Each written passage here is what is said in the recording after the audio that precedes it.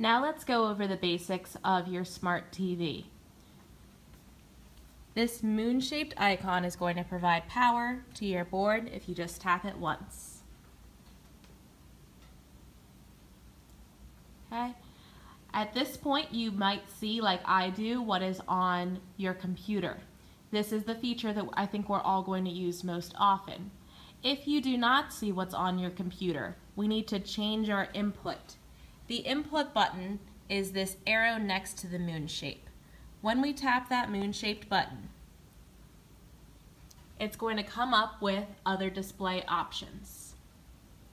So when I change it to OPS HDMI, and I change it simply by tapping on the button until I see it change the display, we might see it come up with some basic directions on how to write, erase, and move objects.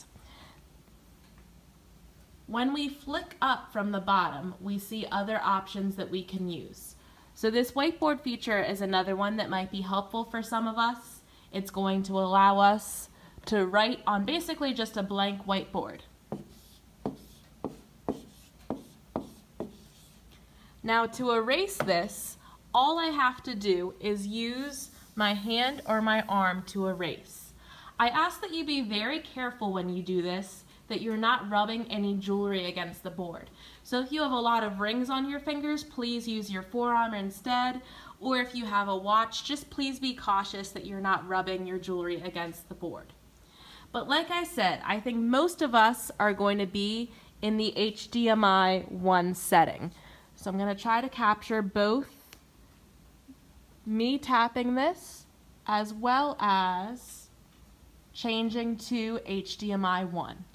Now once again on the HDMI 1 setting, I see what is on my computer, and I'll be able now to touch and to run things like a PowerPoint, for instance.